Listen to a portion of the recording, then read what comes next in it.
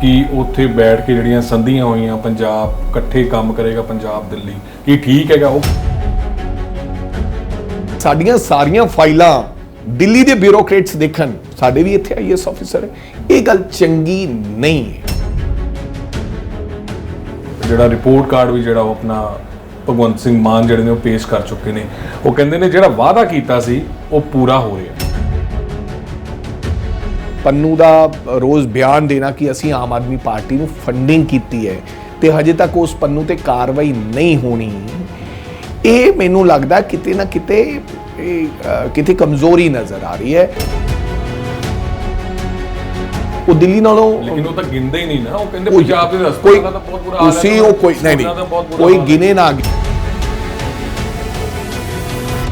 ਇੱਕ ਬਹੁਤ ਵੱਡਾ ਜਿਹੜੀ ਚਿੰਤਾ ਦਾ ਵਿਸ਼ਾ ਪੰਜਾਬ ਦੇ ਵਿੱਚ ਬਣਿਆ ਹੋਇਆ ਉਹ ਹੈ ਲਾਅ ਐਂਡ ਆਰਡਰ ਦੀ ਸਥਿਤੀ ਟੇਕ ਫॉर ਜਸਟਿਸ ਵਾਲਾ ਜਿਹੜਾ ਪੰਨੂ ਹੈ ਉਹਦਾ ਵਾਹਿਆਤ ਬਿਆਨਬਾਜ਼ੀ ਇਹ ਨਾ ਹੋਵੇ ਕਿ ਇਹ ਫਿਰ ਇਹ ਚਿੰਗਾਰੀ ਭਾਂਬੜ ਦਾ ਰੂਪ ਧਾਰਨ ਕਰ ਜੇ ਤੇ ਫਿਰ ਪੰਜਾਬੀਆਂ ਤੋਂ ਸਾਂਭਿਆ ਨਾ ਜਾਵੇ ਪੰਜਾਹ ਬੰਦੇ ਕਹਿੰਦੇ ਉੱਥੇ ਗਏ ਸੀਗੇ ਕਾਫਲਾ ਗਿਆ ਗੱਡੀਆਂ ਦਾ ਹਰਿਆਣਾ ਦੇ ਵਿੱਚ ਰੋਕ ਲਿਆ ਗਿਆ ਕਿ ਪੰਜਾਬ ਦੇ ਉੱਪਰ ਜ਼ਿਆਦਾ ਫੋਕਸ ਕਰਨ ਦੀ ਜ਼ਰੂਰਤ ਸੀਗੀ ਸਿਆਣੇ ਕਹਿੰਦੇ ਉੱਠ ਤੇ ਬੈਠੇ ਨੂੰ ਕੁੱਤਾ ਵੱਢ ਗਿਆ ਸਾਨੂੰ ਤਾਂ ਕੁਝ ਕਰਨ ਦੀ ਲੋੜ ਹੀ ਨਹੀਂ ਹੈ ਪੰਚਾਇਤੀ ਜ਼ਮੀਨਾਂ ਛੱਡ ਦਿਓ ਪੁਰਾਣੇ ਖਰਚੇ ਤੇ ਨਵੇਂ ਪਰਚੇ ਭਗਵੰਤ ਸਿੰਘ ਮਾਨ ਨੇ ਕਿਹਾ ਹੈ ਚੰਗੀ ਗੱਲ ਹੈ ਲੇਕਿਨ ਵਿਤਕਰਾ ਨਹੀਂ ਹੋਣਾ ਚਾਹੀਦਾ ਕਿਸੇ ਦੇ ਨਾਲ ਫੇਲੀਅਰ ਮੰਨਦੇ ਹੋ ਤੁਸੀਂ ਆਮ ਆਦਮੀ ਪਾਰਟੀ ਦਾ ਸਾਫ਼ ਕਹਿ ਰਹੇ ਹੋ ਲੇਕਿਨ ਦੂਸਰੇ ਪਾਸੇ ਨਵਜੋਤ ਸਿੰਘ ਸਿੱਧੂ ਮਿਲਦੇ ਨੇ ਜਾ ਕੇ ਬੜੀਆਂ ਤਾਰੀਫਾਂ ਦੇ ਪੁੱਲ ਬੰਨ੍ਹਦੇ ਨੇ ਕਿ ਬਹੁਤ ਵਧੀਆ ਕੰਮ ਹੋ ਰਿਹਾ ਨਾਮ ਉਜਾਗਰ ਕਰਨੇ ਚਾਹੀਦੇ ਫੜਨਾ ਚਾਹੀਦਾ ਤੇ ਜਿਹੜੇ ਉਹ ਮਾਫੀਆਜ਼ ਨੇ ਜਿਨ੍ਹਾਂ ਨਾਲ ਮਿਲ ਕੇ ਬੇਸ਼ੱਕ ਉਹ ਸਾਡੇ ਨਾਲ ਮਿਲ ਕੇ ਬੇਸ਼ੱਕ ਉਹ ਰਾਜੇ ਵੜਿੰਗ ਨਾਲ ਮਿਲ ਕੇ ਅਗਰ ਕੋਈ ਗਲਤ ਕੰਮ ਕੀਤਾ ਪੰਜਾਬ ਦੇ ਅੰਦਰ ਉਹਦੀ ਤੇ ਕਾਰਵਾਈ ਕਰੋ ਜਿਹੜਾ ਕੋਈ ਧਾਰਨਾ ਬਣਾਉਣ ਦੇ ਵਿੱਚ ਆਮ ਆਦਮੀ ਪਾਰਟੀ ਕੇਜਰੀਵਾਲ ਸਫਲ ਰਹੇ उन्होंने कहा कि ऑफिसरों के दरवाजों के बाहर लिख दिया गया है कि यहां पर रिश्वत लेना पाप है मैनू तो लगता नहीं किसी दरवाजे ते लिखे हजे 50 दिनों की सरकार दे विच डांगा भी 2-3 वारी खा चुके हैं ते जिहड़े सड़कों ते बैठे और एक गल मैं तुहानूं तपिन जी कहना चाहना कि इस दफ्तर दे विच पंजाब दा हर एक आम कांग्रेस पार्टी दा बशिंदा ये महसूस करूगा कि पंजाब पार्टी दा प्रधान मैं उन्होंने लोगों को अगे लेके आऊंगा जिन्हां च काबलियत हुई ना कि वो मेरे नाल जुड़े होण ਤੇ ਵੱਡੇ ਦਿੱਗਜ ਇਸ 2022 ਦੇ ਵਿੱਚ ਹਾਰ ਗਏ ਸ਼ਿਕਸਤ ਦਿੱਤੀ ਲੋਕਾਂ ਨੇ ਲੇਕਿਨ ਤੁਹਾਨੂੰ ਕੀ ਲੱਗਦਾ ਕਿ ਹੁਣ ਜ਼ਿੰਮੇਵਾਰੀ ਕਿੰਨੀ ਵੱਧ ਗਈ ਸਮਰ ਨਿਊਜ਼ ਦੇਖ ਰਹੇ ਦਰਸ਼ਕਾਂ ਦਾ ਸਵਾਗਤ ਹੈ ਮੈਂ ਹਾਂ ਤੁਹਾਡੇ ਨਾਲ ਤਪਨ ਮਲਹੋਤਰਾ ਚੋਣਾਂ ਤੋਂ ਪਹਿਲੇ ਆਮ ਆਦਮੀ ਪਾਰਟੀ ਨੇ ਪੰਜਾਬ ਦੇ ਲੋਕਾਂ ਨਾਲ ਵੱਡੇ ਵਾਅਦੇ ਕੀਤੇ ਸੀ ਖੁਸ਼ਹਾਲ ਪੰਜਾਬ ਦੀ ਗੱਲ ਕੀਤੀ ਸੀ ਲੇਕਿਨ ਪੰਜਾਬ ਖੁਸ਼ਹਾਲ ਹੋਇਆ ਕਿਉਂਕਿ ਕਾਫੀ ਸਮਾਂ ਬੀਤ ਚੁੱਕਾ ਅਗਰ ਦੇਖਿਆ ਜਾਏ ਤਾਂ 50 ਦਿਨ ਤੋਂ ਜ਼ਿਆਦਾ ਹੋ ਚੁੱਕੇ ਨੇ ਤੇ ਲੋਕਾਂ ਤੱਕ ਜਿੰਨੇ ਵਾਅਦੇ ਕੀਤੇ ਸੀ ਉਹ ਕਿੰਨੇ ਪਹੁੰਚ ਚੁੱਕੇ ਨੇ ਇਹਦੇ ਉੱਪਰ ਹੀ ਚਰਚਾ ਕਰਾਂਗੇ ਅੱਜ ਸਾਡੇ ਨਾਲ ਪੰਜਾਬ ਪ੍ਰਦੇਸ਼ ਕਾਂਗਰਸ ਕਮੇਟੀ ਦੇ ਪ੍ਰਧਾਨ ਅਮਰਿੰਦਰ ਸਿੰਘ ਰਾਜਾ ਵੜਿੰਗ ਨੇ ਵੜਿੰਗ ਸਾਹਿਬ ਤੁਹਾਡਾ ਬਹੁਤ ਸਵਾਗਤ ਹੈ ਸਮਰ ਨਿਊਜ਼ ਤੇ ਥੈਂਕ ਯੂ ਤਪਨ ਜੀ ਤੁਹਾਡਾ ਵੀ ਬਹੁਤ ਧੰਨਵਾਦ ਵੜਿੰਗ ਸਾਹਿਬ ਖੁਸ਼ਹਾਲ ਪੰਜਾਬ ਦੀ ਗੱਲ ਹੋਈ ਸੀ 50 ਦਿਨ ਤੋਂ ਜ਼ਿਆਦਾ ਬੀਤ ਚੁੱਕੇ ਨੇ ਇੱਕ ਵਾਰ ਜਿਹੜਾ ਰਿਪੋਰਟ ਕਾਰਡ ਵੀ ਜਿਹੜਾ ਉਹ ਆਪਣਾ ਭਗਵੰਤ ਸਿੰਘ ਮਾਨ ਜਿਹੜੇ ਨੇ ਉਹ ਪੇਸ਼ ਕਰ ਚੁੱਕੇ ਨੇ ਉਹ ਕਹਿੰਦੇ ਨੇ ਜਿਹੜਾ ਵਾਅਦਾ ਕੀਤਾ ਸੀ ਉਹ ਪੂਰਾ ਹੋ ਰਿਹਾ ਤਪਨ to be very honest Punjab ਤਾਂ ਖੁਸ਼ਹਾਲ ਹੀ ਸੀਗਾ ਹਮੇਸ਼ਾ ਲੇਕਿਨ ਸਮੇਂ ਦੀਆਂ ਸਰਕਾਰਾਂ ਨੇ ਕੁਝ ਐਸੇ ਫੈਸਲੇ ਲਏ ਜਿਨ੍ਹਾਂ ਕਰਕੇ ਪੰਜਾਬ ਪਛੜਦਾ ਗਿਆ ਮੈਂ ਇਸ ਗੱਲ ਤੋਂ ਵੀ ਡਿਨਾਈ ਨਹੀਂ ਕਰਾਂਗਾ ਕਿ ਉਹਦੇ ਵਿੱਚ ਸਾਡਾ ਵੀ ਕੋਈ ਰੋਲ ਹੋਏਗਾ ਲੇਕਿਨ ਥੋੜਾ ਹੁਣ ਫਿਰ ਇੱਕ ਨਵੇਂ ਬਦਲਾਅ ਦੇ ਰੂਪ ਦੇ ਵਿੱਚ ਲੋਕਾਂ ਨੇ ਸੁਪਨਾ ਵੇਖਿਆ ਕਿ ਦੁਬਾਰਾ ਕਿਉਂਕਿ ਐਸਾ ਨੈਰੇਟਿਵ ਸੈੱਟ ਕੀਤਾ ਜਾਂਦਾ ਹੈ ਕਿ ਪੰਜਾਬ ਦੇ ਬਹੁਤੇ ਮਾੜੇ ਹਾਲਾਤ ਹੈ ਬਹੁਤ ਬੁਰਾ ਹਾਲ ਹੈ ਪੰਜਾਬ ਦਾ ਤੇ ਹੁਣ ਅਸੀਂ ਪੰਜਾਬ ਨੂੰ ਸੁਧਾਰਨ ਵਾਸਤੇ ਸਾਨੂੰ ਮੌਕਾ ਦਿਓ ਲੋਕਾਂ ਨੇ ਉਹ ਮੌਕਾ ਦਿੱਤਾ 92 ਸੀਟਾਂ ਦੇ ਨਾਲ ਆਮ ਆਦਮੀ ਪਾਰਟੀ ਆਈ ਹੈ ਫੀਲਡ ਦੇ ਵਿੱਚ 55 ਦਿਨ ਹੋ ਗਏ ਨੇ ਲੇਕਿਨ ਮੈਂ ਸਮਝਦਾ ਕਿ ਹਜੇ ਤੱਕ ਸਰਕਾਰ ਜਿਹੜੇ ਉਹਨਾਂ ਨੇ ਵਾਅਦੇ ਕੀਤੇ ਸੀ ਉਹ ਕਿਸੇ ਵੀ ਮੁੱਦੇ ਤੇ ਖਰੀ ਨਹੀਂ ਉਤਰ ਸਕੀ ਹੈ ਹਾਂ ਇੱਕ ਕੰਮ ਚੰਗਾ ਸਰਕਾਰ ਕਰ ਰਹੀ ਹੈ ਜਿਹਦੀ ਮੈਂ ਸ਼ਲਾਘਾ ਕਰਦਾ ਕਿ ਜਿਹੜਾ ਪੰਚਾਇਤੀ ਰਾਜ ਮਿਨਿਸਟਰ ਮਿਸਟਰ ਧਾਲੀਵਾਲ ਨੇ, ਉਹਨਾਂ ਨੇ ਕੁਝ ਜ਼ਮੀਨਾਂ ਇੱਕ ਦੋ ਥਾਂ ਤੇ ਸਰਕਾਰ ਦੀਆਂ ਜਿਹੜੀਆਂ ਕਬਜ਼ੇ ਸੀਗੀਆਂ ਲੋਕਾਂ ਕੋਲੇ, ਉਹ ਛੁਡਾਉਣ ਦਾ ਉਪਰਾਲਾ ਕੀਤਾ, ਛੁਡਾਈਆਂ ਵੀ ਹੈ। ਚੰਗਾ ਉਪਰਾਲਾ ਹੈ। ਮੈਂ ਸਮਝਦਾ ਕਿ ਜੇ ਕੋਈ ਚੰਗਾ ਕੰਮ ਕਰੇ ਉਹਨੂੰ ਵਧਾਈ ਵੀ ਦੇਣੀ ਚਾਹੀਦੀ। ਬਾਕੀ ਜਿੰਨੀਆਂ ਵੀ ਗਰੰਟੀਜ਼ ਜਾਂ ਜਿੰਨੇ ਵੀ ਵਾਅਦੇ ਜਾਂ ਵੱਡੀਆਂ ਵੱਡੀਆਂ ਗੱਲਾਂ ਕੀਤੀਆਂ ਗਈਆਂ ਸੀ, ਹਜੇ ਤੱਕ ਜਾਂ ਤਾਂ 50 ਦਿਨਾਂ 'ਚ ਕੁਝ ਉਹ ਕਰ ਨਹੀਂ ਸਕੇ, ਜਾਂ ਹੋ ਨਹੀਂ ਰਿਹਾ, ਜਾਂ ਹਜੇ ਸਮਾਂ ਘੱਟ ਹੈ, ਜਾਂ ਸੋ ਉਹਦੇ 'ਤੇ ਮੈਂ ਟਿੱਪਾ ਟਿੱਪਣੀ 'ਚ ਨਹੀਂ ਜਾਣਾ ਚਾਹੁੰਦਾ, ਕਿਉਂਕਿ ਫਿਰ ਲੋਕ ਸਵਾਲ ਕਰਦੇ ਨੇ ਉਹਨਾਂ ਨੂੰ ਸਮਾਂ ਦਿੱਤਾ ਜਾਵੇ। ਬਿਲਕੁਲ ਸਮਾਂ, ਹੁਣ ਸਮਾਂ ਇਹ ਵੀ ਨਾ ਹੋਵੇ ਕਿ ਉਹ 5 ਸਾਲ ਦਾ ਹੀ ਮੰਗੀ ਜਾਣ। ਸਮਾਂ 2 ਮਹੀਨੇ 3 ਮਹੀਨੇ ਕਾਫੀ ਹੁੰਦੇ ਆ। 3 ਮਹੀਨੇ ਚਲੋ, ਬਿਕੋਜ਼ ਸਾਨੂੰ ਤਾਂ ਸਮਾਂ ਹੀ 3 ਮਹੀਨੇ ਮਿਲਿਆ ਟਰਾਂਸਪੋਰਟ ਦੇ ਵਿੱਚ ਤਬਦੀਲੀ ਲਿਆਉਣ ਦਾ। ਚੰਗੇ ਕੰਮ ਕਰੇਗੀ ਤਾਂ ਸਰਕਾਰ ਜ਼ਰੂਰ ਦੱਸਾਂਗੇ। ਪਰ ਹਾਂ, ਇੱਕ ਬਹੁਤ ਵੱਡਾ ਜਿਹੜੀ ਚਿੰਤਾ ਦਾ ਵਿਸ਼ਾ ਪੰਜਾਬ ਦੇ ਵਿੱਚ ਬਣਿਆ ਹੋਇਆ ਉਹ ਹੈ ਲਾਅ ਐਂਡ ਆਰਡਰ ਦੀ ਸਥਿਤੀ, ਜਿਹਨੂੰ ਮੈਂ ਬਹੁਤ ਗੰਭੀਰਤਾ ਦੇ ਨਾਲ ਸੋਚਦਾ ਹਾਂ, ਕਿਉਂਕਿ ਇੱਕ ਨਿੱਕੀ ਜਿਹੀ ਘਟਨਾ ਜਿਹੜੀ ਹੈ ਉਹ ਵੱਡੀ ਦੁਰਘਟਨਾ ਦਾ ਰੂਪ ਧਾਰਨ ਕਰ ਜਾਂਦੀ ਹੈ, ਕਿ ਜਿਹੜੀ ਮੁੜ ਕੇ ਉਹਦੇ ਸਿੱਟੇ ਬਹੁਤ। ਮੋਹਾਲੀ ਦੀ ਗੱਲ ਕਰਦੇ ਪਏ, ਜਿਹੜਾ ਬੀਤੇ ਦਿਨੀ ਮੋਹਾਲੀ, ਪਟਿਆਲਾ, ਖਾਲਿਸਤਾਨ ਦੇ ਜਗ੍ਹਾ ਤੇ ਝੰਡੇ, ਚਾਹੇ ਉਹ ਹਿਮਾਚਲ ਹੈ, ਸੋ ਜਿਹੜਾ ਸਿੱਖ ਫॉर ਜਸਟਿਸ ਵਾਲਾ ਜਿਹੜਾ ਪੰਨੂ ਹੈ, ਉਹਦਾ ਵਾਹਿਯਾਤ ਬਿਆਨਬਾਜ਼ੀ, ਮੈਨੂੰ ਲੱਗਦਾ ਕਿ ਇਹਦੇ ਤੇ ਥੋੜਾ ਜਿਹਾ ਮੱਦੇ ਨਜ਼ਰ ਰੱਖਣ ਦੀ ਲੋੜ ਹੈ। ਥੋੜਾ ਜਿਹਾ ਨਹੀਂ, ਕਾਫੀ, ਸੌਰੀ ਥੋੜਾ ਜਿਹਾ ਕਹਿ ਗਿਆ, ਗੰਭੀਰਤਾ ਦੇ ਨਾਲ, ਕਿਉਂਕਿ ਇੱਦਾਂ ਹੀ ਚਿੰਗਾਰੀ 1980 ਦੇ ਵਿੱਚ ਐਂ ਹੀ ਕੰਮ ਸ਼ੁਰੂ ਹੋਇਆ ਸੀ। ਨਹੀਂ, ਤੁਹਾਨੂੰ ਵੜਿੰਗ ਸਾਹਿਬ ਕੀ ਕਾਰਨ ਕੀ ਲੱਗਦਾ ਕਿ ਇੰਟੈਲੀਜੈਂਸ ਦੀ ਬਿਲਡਿੰਗ ਨੂੰ ਉਡਾਉਣ ਦੀ ਸਾਜ਼ਿਸ਼ ਕੀਤੀ ਜਾਂਦੀ? ਰੌਕਟ ਲਾਂਚਰ ਜਿਹੜਾ ਹੈਗਾ ਉਹ ਸਿੱਧਾ ਜਾ ਕੇ ਬਿਲਡਿੰਗ ਦੇ ਵਿੱਚ ਵੱਜਦਾ ਹੈ। ਮੈਂ ਤਾਂ ਤੁਹਾਨੂੰ ਕਹਿ ਰਿਹਾ ਹਾਂ ਕਿ ਇਹਨੂੰ ਇੱਕ ਨਾਰਮਲ ਘਟਨਾ ਨਾ ਸਮਝਿਆ ਜਾਵੇ। ਇਹ ਇੱਕ ਨਾਰਮਲ ਕਾਰਾ ਨਹੀਂ ਹੈ, ਇਹ ਕੁਝ ਵੱਡਾ ਵੀ ਹੋ ਸਕਦਾ ਹੈ। ਅਗਰ ਮੋਹਾਲੀ ਦੇ ਅੰਦਰ ਇੰਟੈਲੀਜੈਂਸੀ ਦੇ ਉਹਦੇ ਤੇ ਅਟੈਕ ਕਰਨ ਦੀ ਗੱਲ ਕੀਤੀ ਗਈ ਹੈ, ਇਹ ਕੱਲ ਨੂੰ ਵੱਡਾ ਰੂਪ ਵੀ ਮੰਨਦੇ ਹੋ ਤੁਸੀਂ? ਵੱਡਾ ਰੂਪ ਵੀ ਧਾਰਨ ਹੋ ਸਕਦਾ ਹੈ। ਐਂਡ ਕਿਸ ਤਰ੍ਹਾਂ ਪਟਿਆਲਾ ਵਾਲੀ ਦੁਰਘਟਨਾ, ਮੈਂ ਕਿਸੇ ਪਾਰਟੀ ਤੇ, ਹਾਲਾਂਕਿ ਆਮ ਆਦਮੀ ਪਾਰਟੀ ਦੇ ਲੋਕਾਂ ਨੇ ਛੇਤੀ ਛੇਤੀ ਕਹਿਤਾ ਕਿ ਇਹ ਤਾਂ ਕਾਂਗਰਸ ਦੀ ਜਾਂ ਫਲਾਨਿਆਂ ਦੀ ਸ਼ਰਾਰਤ ਹੈ। ਮੈਨੂੰ ਨਹੀਂ ਲੱਗਦਾ ਇਹ ਕਿਸੇ ਦੀ ਸ਼ਰਾਰਤ ਹੈ। ਮੈਂ ਇਹ ਵੀ ਨਹੀਂ ਕਹਿੰਦਾ ਕਿ ਇਹ ਆਮ ਆਦਮੀ ਪਾਰਟੀ ਦੀ ਸ਼ਰਾਰਤ ਹੈ, ਲੇਕਿਨ ਮੇਰੀ ਗੱਲ ਪੂਰੀ ਹੋਣ ਦਿਓ। ਲੇਕਿਨ ਇਹ ਕਿਤੇ ਨਾ ਕਿਤੇ ਸਰਕਾਰ ਦਾ ਫੇਲੀਅਰ ਤੇ ਇੰਟੈਲੀਜੈਂਸੀ ਫੇਲੀਅਰ ਰਿਹਾ ਹੈ। ਤੁਸੀਂ ਸਰਕਾਰ 'ਚ ਹੁੰਦੇ, ਜ਼ਿੰਮੇਵਾਰੀ ਲੈਂਦੇ ਹੋਏ ਤੁਹਾਨੂੰ ਇਹ ਕਹਿਣਾ ਚਾਹੀਦਾ ਕਿਤੇ ਨਾ ਕਿਤੇ ਕੋਤਾਹੀ ਹੋ ਗਈ, ਜਿਹੜਾ ਕਿ ਪਟਿਆਲੇ ਦੀ ਘਟਨਾ। ਪਰ ਪੰਜਾਬ ਦੇ ਲੋਕ ਸੂਝਵਾਨ ਵੀ ਬੜੇ ਆ, ਉਹਨਾਂ ਨੇ ਨਾਲ ਦੀ ਨਾਲ ਜਿਹੜੇ ਸ਼ਰਾਰਤੀ ਅਨਸਰਾਂ ਨੂੰ ਨਕੇਲ ਪਾਈ, ਆਪ ਹੀ ਖੁਦ ਪਾਈ, ਉਹਨਾਂ ਨੂੰ ਉਹ ਝਾੜ ਪਈ। ਲੇਕਿਨ ਨਾਲ ਦੀ ਨਾਲ ਇੱਥੇ ਰੌਕਟ ਲਾਂਚ ਉਹ ਅਟੈਕ ਹੋਣਾ, ਹਿਮਾਚਲ ਦੇ ਵਿੱਚ ਖਾਲਿਸਤਾਨ ਦਾ ਝੰਡੇ ਲਹਿਰਾਉਣੇ, ਐਂਡ ਪੰਨੂ ਦਾ ਰੋਜ਼ ਬਿਆਨ ਦੇਣਾ ਕਿ ਅਸੀਂ ਆਮ ਆਦਮੀ ਪਾਰਟੀ ਨੂੰ ਫੰਡਿੰਗ ਕੀਤੀ ਹੈ, ਤੇ ਹਜੇ ਤੱਕ ਉਸ ਪੰਨੂ ਤੇ ਕਾਰਵਾਈ ਨਹੀਂ ਹੋਣੀ। ਇਹ ਮੈਨੂੰ ਲੱਗਦਾ ਕਿਤੇ ਨਾ ਕਿਤੇ ਕਮਜ਼ੋਰੀ ਨਜ਼ਰ ਆ ਰਹੀ ਹੈ। ਔਰ ਮੈਂ ਮਾਨ ਸਾਹਿਬ ਨੂੰ, ਸਰਕਾਰ ਨੂੰ ਇਹ ਬੇਨਤੀ ਕਰਨਾ ਚਾਹੁੰਦਾ, ਹੈ ਮੇਰੀ ਸਿਮਰ ਬੇਨਤੀ ਹੈ ਕਿ ਪਹਿਲਾਂ ਅਸੀਂ ਕਾਂਗਰਸੀ ਨਹੀਂ ਹਾਂ, ਪਹਿਲਾਂ ਅਸੀਂ ਪੰਜਾਬੀ ਹਾਂ, ਪੰਜਾਬ ਨਿਵਾਸੀ ਹਾਂ। ਇਹਨਾਂ ਚੀਜ਼ਾਂ ਤੇ ਮੱਦੇ ਨਜ਼ਰ ਰੱਖੋ, ਗੰਭੀਰਤਾ ਦੇ ਨਾਲ ਲਓ। ਇਹ ਨਾ ਹੋਵੇ ਕਿ ਇਹ ਚਿੰਗਾਰੀ ਭਾਂਬੜ ਦਾ ਰੂਪ ਧਾਰਨ ਕਰ ਜੇ ਤੇ ਫਿਰ ਪੰਜਾਬੀਆਂ ਤੋਂ ਸਾਂਭਿਆ ਨਾ ਜਾਵੇ। ਉਦੋਂ ਤਾਂ ਚੰਗਾ ਵੇਲਾ ਸੀ, ਅਸੀਂ ਸਾਂਭ ਗਏ, ਪੁਰਾਣਾ ਸਮਾਂ ਸੀ ਜਿਹੜਾ ਸੰਤਾਪ 1984 82 83 ਚ ਭੋਗਿਆ, ਉਹ ਫਿਰ ਸਵਾਲ। ਹੁਣ ਅਸੀਂ ਸਮਰੱਥ ਨਹੀਂ ਹਾਂ, ਹੁਣ ਤੋਂ ਸਾਥੋਂ ਸਾਹਮਣਾ ਨਹੀਂ ਹੈ। ਸੋ ਉਮੀਦ ਕਰਦੇ ਹਾਂ ਕਿ ਸਰਕਾਰ ਇਹਦੇ ਤੇ ਗੌਰੇ ਨਜ਼ਰ ਰੱਖੇਗੀ। ਹਿਮਾਚਲ ਦੇ ਵਿੱਚ ਵੀ ਵੱਡੀ ਜ਼ਿੰਮੇਵਾਰੀ ਦਿੱਤੀ ਹੈਗੀ ਪ੍ਰਤਿਭਾ ਸਿੰਘ ਨੂੰ, ਤੇ ਉਹਨਾਂ ਨੇ ਬਿਆਨ ਦਿੱਤਾ, ਕਹਿੰਦੇ ਸਿੱਧੀ ਫੰਡਿੰਗ ਜਿਹੜੀ ਹੈ ਖਾਲਿਸਤਾਨ ਜਿਹੜੇ ਹੈਗੇ ਨੇ ਉਹ ਆਮ ਆਦਮੀ ਪਾਰਟੀ ਨੂੰ ਫੰਡਿੰਗ ਕਰਦੇ ਪਏ ਨੇ। ਤੁਸੀਂ ਇਸ ਬਿਆਨ ਨੂੰ ਕਿੰਨਾ ਮੁਨਾਸਬ ਸਮਝਦੇ? ਦੇਖੋ, ਮੈਂ ਜਿੰਨਾ ਚਿਕਰ ਅੱਜ ਕੱਲ੍ਹ ਇਹ ਆਦਤ ਬਣ ਗਈ ਹੈ ਕਿ ਬਹੁਤੀਆਂ ਗੱਲਾਂ ਪੋਲੀਟੀਸ਼ੀਅਨਸ ਤੇ ਮੀਡੀਆ, ਕਈ ਚੀਜ਼ਾਂ ਦੇ ਪਿੱਛੇ ਕੋਈ ਰਿਐਲਿਟੀ ਹੁੰਦੀ ਨਹੀਂ ਤੇ ਉਹ ਚੱਲ ਜਾਂਦੀਆਂ। ਸੋ ਲੋਕਾਂ ਨੂੰ ਫਿਰ ਵਿਚਾਰਿਆਂ ਨੂੰ, ਭੋਲਿਆਂ ਭਾਲਿਆਂ ਨੂੰ ਉਹੀ ਜਚਣ ਲੱਗ ਪੈਣੀ ਹੈ। ਮੇਰੇ ਕੋਲੇ ਕੋਈ ਇਸ ਗੱਲ ਦੇ ਪੁਖਤਾ ਸਬੂਤ ਨਹੀਂ ਹਨ ਕਿ ਕੌਣ ਕਿਸ ਨੂੰ ਫੰਡਿੰਗ ਕਰ ਰਿਹਾ ਜਾਂ ਨਹੀਂ। ਐਵੇਂ ਕੇਜਰੀਵਾਲ, ਇਹਨਾਂ ਨੇ ਵੀ ਇਲਜ਼ਾਮ ਲਾਤਾ ਸੀ ਕਿ ਜਿਹੜੀ ਪਟਿਆਲਾ ਦੀ ਦੁਰਘਟਨਾ, ਇਹਦੇ ਪਿੱਛੇ ਕਾਂਗਰਸ ਦਾ ਹੱਥ ਹੈ। ਹਾਂ, ਇਹ ਫਾਲਤੂਬਾਜ਼ੀ ਹੈ, ਇਹ ਨਹੀਂ ਕਰਨਾ ਚਾਹੀਦਾ। ਬਟ ਹਾਂ, ਜਿਹੜਾ ਜਿਵੇਂ ਕਿ ਉਹ ਅਲਕਾ ਲਾਂਬਾ, ਬੱਗਾ ਤੇ ਕੁਮਾਰ ਵਿਸ਼ਵਾਸ ਤੇ ਪਰਚਾ ਹੋਇਆ, ਹਾਲਾਂਕਿ ਉਹ ਦਿੱਲੀ ਉਹਨਾਂ ਨੇ ਕੁਝ ਲਿਖਿਆ ਸੀ, ਜੋ ਵੀ ਇਹਨਾਂ ਨੇ ਉਹਦੇ ਤੇ ਉਹਨਾਂ ਨੇ ਪਰਚਾ ਦਿੱਤਾ। ਸਿੱਖ ਫॉर ਜਸਟਿਸ ਵਾਲਾ ਪੰਨੂ ਹੈ ਜਿਹੜਾ, ਉਹ ਇਹ ਗੱਲ ਕਹਿ ਰਿਹਾ ਹੈ, ਉਹ ਕਹਿੰਦਾ ਕਿ ਅਸੀਂ ਪਾਰਟੀ ਨੂੰ ਫੰਡ ਕੀਤਾ ਹੈ। ਉਹ ਖੁਦ ਕਹਿ ਰਿਹਾ, ਉਹਦੀ ਵੀਡੀਓ ਆਈ ਹੈ, ਉਹ ਤੁਸੀਂ ਸੁਣੀ ਹੋਣੀ ਹੈ ਸ਼ਾਇਦ।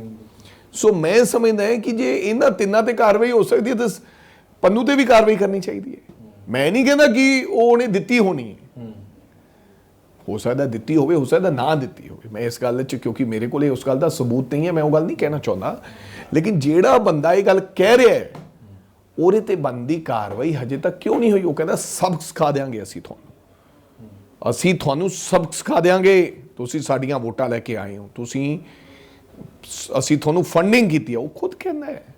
ਇਸ ਕਰਕੇ ਮੈਨੂੰ ਲੱਗਦਾ ਰਾਣੀ ਪ੍ਰਤਿਭਾ ਸਿੰਘ ਨੇ ਉਸ ਗੱਲ 'ਚ ਵਿਚਾਰਿਆਂ ਨੇ ਗੱਲ ਕਹਿਤੀ ਹੋਣੀ ਹੈ, ਬਟ ਮੇਰੇ ਕੋਲ ਇਹ ਜਿੰਨੇ ਤੱਕ ਸਬੂਤ ਨਹੀਂ ਹੈ ਉਹ ਮੈਂ ਨਹੀਂ ਕਹਾਂਗਾ। ਲੇਕਿਨ ਉਸ ਇਹੋ ਜਿਹੇ ਲੋਕ ਜਿਹੜੇ ਕਰਦੇ ਉਹਦੇ ਤੇ ਕਾਰਵਾਈ ਹੋਣੀ ਚਾਹੀਦੀ। ਵੜਿੰਗ ਸਿੰਘ, ਪਰਚਿਆਂ ਨੂੰ ਕਿਸ ਤਰ੍ਹਾਂ ਦੇਖਦੇ ਹੋ? ਜਿਵੇਂ ਤੁਸੀਂ ਵੀ ਜ਼ਿਕਰ ਕੀਤਾ ਕਿ ਕੁਮਾਰ ਵਿਸ਼ਵਾਸ ਤੇ ਅਲਕਾ ਲਾਂਬਾ ਤੇ ਫਿਰ ਬੱਗਾ ਤੇ, ਕਿ ਉਹ ਕਹਿੰਦੇ ਕਿ ਦਿੱਲੀ ਦੇ ਵਿੱਚ ਬਿਆਨਬਾਜ਼ੀ ਹੁੰਦੀ, ਟਵਿੱਟਰ ਉੱਥੋਂ ਹੁੰਦਾ, ਅਗਰ ਉਹਨਾਂ ਦੇ ਐਡਰੈਸਿਸ ਦੇਖੋ ਉੱਥੋਂ ਦਿੱਲੀ ਦੇ ਨਿਕਲਣਗੇ। ਦਿੱਲੀ ਪੁਲਿਸ ਨੂੰ ਕਾਰਵਾਈ ਕਰਨੀ ਚਾਹੀਦੀ ਹੈ, ਪੰਜਾਬ ਕਿਉਂ ਕਾਰਵਾਈ ਕਰ ਰਿਹਾ, ਪੰਜਾਬ ਪੁਲਿਸ ਕਿਉਂ ਕਾਰਵਾਈ ਕਰਦੀ ਪਈ? ਅਗਰ ਪੰਜਾਬ ਪੁਲਿਸ ਸਹੀ ਤਰੀਕੇ ਕੰਮ ਕਰ ਰਹੀ ਹੁੰਦੀ, 50 ਬੰਦੇ ਕਹਿੰਦੇ ਉੱਥੇ ਗਏ ਸੀਗੇ, ਕਾਫਲਾ ਗਿਆ ਗੱਡੀਆਂ ਦਾ, ਹਰਿਆਣਾ ਦੇ ਵਿੱਚ ਰੋਕ ਲਿਆ ਗਿਆ, ਕਿ ਪੰਜਾਬ ਦੇ ਉੱਪਰ ਜ਼ਿਆਦਾ ਫੋਕਸ ਕਰਨ ਦੀ ਜ਼ਰੂਰਤ ਸੀਗੀ। ਤਪੇ ਬਿਲਕੁਲ ਠੀਕ ਹੈ। ਪਰਮਾਤਮਾ ਜਿੰਨੀ ਚੜ੍ਹਾਈ ਕਰਾਉਂਦਾ ਹੈ ਨਾ, ਫਿਰ ਪਰਮਾਤਮਾ ਆਪੇ ਕਈ ਵਾਰੀ, ਇੱਕ ਸਿਆਣੇ ਕਹਿੰਦੇ ਉੱਠ ਤੇ ਬੈਠੇ ਨੂੰ ਕੁੱਤਾ ਵੱਢ ਗਿਆ। ਸਾਨੂੰ ਤਾਂ ਕੁਝ ਕਰਨ ਦੀ ਲੋੜ ਹੀ ਨਹੀਂ ਹੈ, ਸਾਨੂੰ ਕੁਝ ਕਰਨ ਦੀ ਲੋੜ ਨਹੀਂ ਹੈ। ਇਹ ਆਮ ਆਦਮੀ ਪਾਰਟੀ ਜਿਹਨੂੰ ਨਵਾਂ ਚਾਅ ਹੈ ਪੰਜਾਬ ਪੁਲਿਸ ਦਾ ਕਿ ਪੰਜਾਬ ਪੁਲਿਸ ਹਮਾਰੇ ਕਬਜ਼ੇ में, ਸਾਡੀ ਮਾਰਸ਼ਲ ਪੁਲਿਸ ਹੈ, there is no doubt about that. ਕੱਲ ਰਾਜਸਥਾਨ 'ਚ ਵੀ ਇੱਕ ਪਰਚਾ ਹੋ ਗਿਆ, ਇੱਥੇ ਵੀ ਕਿਡਨੈਪਿੰਗ ਦਾ ਪਰਚਾ ਹੋਇਆ, ਔਰ ਪੂਰੇ ਦੇਸ਼ 'ਚ ਐਮਬੈਰੈਸਮੈਂਟ ਦਾ ਸਾਨੂੰ ਸਾਹਮਣਾ ਕਰਨਾ ਪਿਆ। ਜਿਹੜੀ ਜਿੱਥੇ ਪੰਜਾਬ ਫੋਰਸ ਟੈਰੋਰਿਜ਼ਮ ਨਾਲ ਲੜੀ ਹੈ, ਸਾਨੂੰ ਇਸ ਸ਼ਰਮਸਾਰ ਹੋਣਾ ਪਿਆ ਕਿ ਕਿਹੜੇ ਕੰਮਾਂ ਤੇ ਸਾਡੀ ਪੁਲਿਸ ਲੱਗੀ ਗਈ ਹੈ। ਉਹ ਤਾਂ ਆਪਦੇ ਸਕੋਰ ਸੈੱਟ ਕਰ ਰਹੇ ਨੇ, ਆਪਦੀਆਂ ਜਿਹੜੀਆਂ ਈਗੋ, ਪੰਜਾਬ ਪੁਲਿਸ ਜਿਹੜੀ ਡਿਮੋਰਲਾਈਜ਼ ਵੀ ਹੁੰਦੀ ਹੈ ਕਿ ਜਿੰਨੇ ਐਡੇ ਵੱਡੇ 100% ਪੰਜਾਬ ਵੁੱਡ ਐ ਲੱਗਦੀ ਹੈ ਪੰਜਾਬ ਪੁਲਿਸ ਕੀ ਲੈਥਾਰਜਿਕ ਜੀ ਹੋ ਗਈ ਹੈ ਜਿਵੇਂ। ਲੇਕਿਨ ਸਾਨੂੰ ਕੁਝ ਕਰਨ ਦੀ ਲੋੜ ਨਹੀਂ ਹੈ। ਰੱਬ ਆਪਣੇ ਆਪ ਵਿਧੀ ਬਣਾਉਂਦਾ, ਇਹ ਸਿਸਟਮ ਹੈ, ਇਹ ਕੁਦਰਤ ਦਾ ਨਿਯਮ ਹੈ ਕਿ ਉਹ ਚੜਾਉਂਦੇ ਵੀ ਹੈ ਫਿਰ ਉਹ ਲਾਉਂਦੇ ਵੀ ਹੈ। बड़े बड़े लोग आए, बड़े बड़ियाँ सरकारां आईयां, बड़े बड़े बंदे आए, बड़े बड़े लीडर आए, उन्होंने लोगों ने चढ़ाया भी और ऑटोमैटिक कुदरती कानून ने लाया भी। इस तरह ਦੀਆਂ ਜਿਹੜੀਆਂ ਘਟਨਾਵਾਂ, ਕਿਉਂਕਿ ਸ਼ਾਇਦ ਲੋਕ ਹਜੇ ਸਾਡੇ ਤੇ ਉਹ ਯਕੀਨ ਨਹੀਂ ਕਰ ਪਾਉਣੇ ਸੀ। ਅਸੀਂ ਕਹਿੰਦੇ ਸੀ ਵੈਂਡੇਟਾ ਕਰ ਰਹੇ ਹੋ, ਕਹਿੰਦੇ ਸੀ ਝੂਠ ਬੋਲ ਰਹੇ ਹੋ, ਤੁਸੀਂ ਵੀ ਕੀਤਾ ਹੈ। ਅਸੀਂ ਕਹਿੰਦੇ ਆਹ ਕੰਮ ਨਹੀਂ ਕਰ ਰਹੇ, ਉਹ ਕਹਿੰਦੇ ਨਹੀਂ ਹਜੇ ਤਾਂ ਇਹਨੂੰ ਟਾਈਮ ਬੜਾ ਹੋਇਆ, ਤੁਸੀਂ ਕੀ ਕੀਤਾ। ਇਹ ਅਕਸਰ ਸੋਸ਼ਲ ਮੀਡੀਆ 'ਚ ਲੋਕਾਂ ਦੇ ਥੱਲੇ ਸਵਾਲ ਆਉਂਦੇ ਨੇ, ਕਿਉਂਕਿ ਅਸੀਂ ਲੋਕਾਂ ਦੀ ਨਬਜ਼ ਉਹਨਾਂ ਨੂੰ ਦੇਖਦੇ ਹਾਂ। ਜੇ ਕੋਈ ਐਸੀ ਗੱਲ ਆਉਂਦੀ ਹੈ ਤਾਂ ਉਹਨੂੰ ਫਿਰ ਨਹੀਂ ਉਹ ਕਰਨਾ ਚਾਹੀਦਾ। ਲੇਕਿਨ ਇਸ ਘਟਨਾ ਤੋਂ ਬਾਅਦ ਜਿੰਨੇ ਆਮ ਆਦਮੀ ਪਾਰਟੀ ਦੇ ਭਗਤ ਸੀਗੇ, ਉਹਨਾਂ ਨੇ ਕਿਤੇ ਨਾ ਕਿਤੇ ਉਹਨਾਂ ਦੇ ਮਨ 'ਚ ਇਹ ਜ਼ਰੂਰ ਆਇਆ ਕਿ ਇਹ ਪਾਰਟੀ ਦਾ ਗਲਤ ਫੈਸਲਾ ਉਹਨਾਂ ਨੇ ਲਿਆ, ਇਹ ਗਲਤ ਕੀਤਾ, ਇਹ ਵੈਂਡੇਟਾ ਪੋਲਿਟਿਕਸ ਹੈ। ਸਿੱਧਾ ਨਜ਼ਰ ਆਉਂਦਾ, ਕਿਉਂਕਿ ਕਿਤੇ ਅਸੀਂ ਬੋਲਦੇ ਸੀ ਤਾਂ ਉਹਦੇ ਤੇ ਯਕੀਨ ਨਹੀਂ ਹੁੰਦਾ। ਇਹ ਮਤਲਬ ਕਿ ਜੋ ਹੋ ਰਿਹਾ ਉਹ ਠੀਕ ਹੋ ਰਿਹਾ, ਆਪਣੇ ਆਪ ਪਰਮਾਤਮਾ ਕਰੇਗਾ। ਪੰਚਾਇਤੀ ਜ਼ਮੀਨਾਂ ਛੱਡ ਦਿਓ, ਪੁਰਾਣੇ ਖਰਚੇ ਤੇ ਨਵੇਂ ਪਰਚੇ ਭਗਵੰਤ ਸਿੰਘ ਮਾਨ ਨੇ ਕਿਹਾ ਹੈਗਾ। ਚੰਗੀ ਗੱਲ ਹੈ, ਲੇਕਿਨ ਵਿਤਕਰਾ ਨਹੀਂ ਹੋਣਾ ਚਾਹੀਦਾ ਕਿਸੇ ਦੇ ਨਾਲ। ਇਹ ਨਹੀਂ ਹੈ ਫਿਰ ਕੁਝ ਛੱਡ ਦਿਓ। ਪੰਜਾਬ ਦੇ ਵਿੱਚ ਜਾਵਾਂਗੇ, ਕਿਸੇ ਨਾਲ ਬਾਇਸ ਫੈਸਲੇ ਨਹੀਂ ਹੋਣੇ ਚਾਹੀਦੇ। ਪੰਜਾਬ ਦੇ ਮੁੱਖ ਮੰਤਰੀ ਨੇ ਜੇ ਗੱਲ ਕਹੀ ਹੈ ਤਾਂ ਕੋਈ ਮਾੜੀ ਗੱਲ ਨਹੀਂ ਕਹੀ। ਪੁਰਾਣੇ ਖਰਚੇ ਤੇ ਨਵੇਂ ਪਰਚੇ, ਬਿਲਕੁਲ ਜੇ ਕੋਈ ਸਰਕਾਰ ਦੀ ਜ਼ਮੀਨ ਦੱਬੇਗਾ ਤਾਂ ਅਸੀਂ ਇਸ ਗੱਲ ਨਾਲ ਸਹਿਮਤ ਹਾਂ, ਉਹ ਨਹੀਂ ਹੋਣਾ ਚਾਹੀਦਾ। ਸਰਕਾਰ ਦੀ ਜ਼ਮੀਨ ਛੱਡਣੀ ਚਾਹੀਦੀ ਹੈ। ਔਰ ਜਿਨ੍ਹਾਂ ਲੋਕਾਂ ਨੇ, ਚਾਹੇ ਉਹ ਕਾਂਗਰਸ ਸਰਕਾਰ ਸੀਗੀ, ਸਾਡੀ ਸਰਕਾਰ ਸੀ, ਜੇ ਅਸੀਂ ਨਹੀਂ ਛਡਾਈਆਂ ਤਾਂ ਕਿਤੇ ਨਾ ਕਿਤੇ ਸਾਡੀ ਨਾਲ ਤੁਹਾਨੂੰ ਲੱਗਦਾ ਕਿਤੇ ਬਦਲਾਖੋਰੀ ਵੀ ਹੋ ਰਹੀ ਹੈ ਕਿਉਂਕਿ ਇਹ ਵੀ ਆਰੋਪ ਲੱਗਦੇ ਪਏ ਸਰਕਾਰ ਦੇ ਉੱਪਰ, ਤੁਹਾਡੀਆਂ ਵੀ ਬੱਸਾਂ ਦੇ ਉੱਪਰ ਸਵਾਲ ਚੱਕਦੇ ਗਏ ਕਿ ਬੋਡੀਜ਼ ਜਿਹੜੀਆਂ ਉਹ ਬੜੀਆਂ ਹਲਕੀਆਂ ਲਗਾ ਦਿੱਤੀਆਂ ਗਈਆਂ। ਮੈਂ ਤੁਹਾਨੂੰ ਫੇਰ ਕਹਿ ਰਿਹਾ, ਕਿਸੇ ਦੇ ਜਦੋਂ ਰਾਜਾ ਵੜਿੰਗ ਕਿਤੇ ਨਾ ਕਿਤੇ ਪਹੁੰਚਣ ਦੀ ਤਾਂ ਨੂੰ ਹੁੰਦਾ ਹੈ, ਉਦੋਂ ਹਮੇਸ਼ਾ ਕ੍ਰਿਟਿਸਿਜ਼ਮ ਹੁੰਦਾ ਹੈ।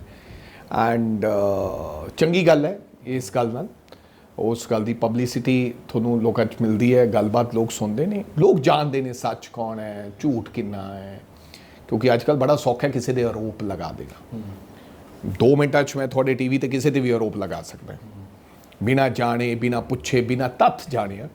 ਸੋ ਮੈਂ ਤਾਂ ਇਹਦੇ 'ਚ ਇਹੀ ਕਹਾਂਗਾ ਕਿ ਜਨਤਾ ਜਨਾਰਦਨ ਹੈ, ਜਨਤਾ ਨੂੰ ਸਭ ਪਤਾ ਹੈ ਕਿ ਕੌਣ ਝੂਠਾ ਹੈ, ਕਿਹਦੀ ਬਸ 'ਚ ਹੈ, ਕੌਣ ਗੱਲ ਹੈ, ਕੌਣ ਬਾਤ ਹੈ। ਬਿਲਕੁਲ ਕੋਈ ਤੱਥ ਹੋਣਗੇ ਤਾਂ ਸਾਹਮਣੇ ਆਉਣਗੇ, ਕੋਈ ਦਿੱਕਤ ਨਹੀਂ। ਤੁਹਾਨੂੰ ਲੱਗਾ ਕਿ ਜਿਵੇਂ ਕਿ ਬਾਰ-ਬਾਰ ਸਾਰੇ ਲੀਡਰਸ ਦੀ ਅਸੀਂ ਦੇਖ ਰਹੇ ਹਾਂ ਕਿ ਕਹਿੰਦੇ ਪਏ ਨੇ ਕਿ ਦਿੱਲੀ ਤੋਂ ਸਰਕਾਰ ਚੱਲਦੀ ਪਈ ਹੈ, ਕਿ ਉੱਥੇ ਬੈਠ ਕੇ ਜਿਹੜੀਆਂ ਸੰਧੀਆਂ ਹੋਈਆਂ, ਪੰਜਾਬ ਇਕੱਠੇ ਕੰਮ ਕਰੇਗਾ, ਪੰਜਾਬ ਦਿੱਲੀ, ਕੀ ਠੀਕ ਹੈਗਾ? ਉਹ ਕਹਿੰਦੇ ਅਸੀਂ ਜਾਂਦੇ ਹਾਂ, ਹੋਰ ਵੀ ਦੇਸ਼ਾਂ ਜਾਂਦੇ ਹਾਂ, ਦੂਜੇ ਸੂਬਿਆਂ ਜਾਂਦੇ ਹਾਂ, ਨਵਜੋਤ ਸਿੰਘ ਸਿੱਧੂ ਵੀ ਜਾਂਦੇ ਰਹੇ ਨੇ, ਕਿ ਠੀਕ ਹੈ ਇਹ?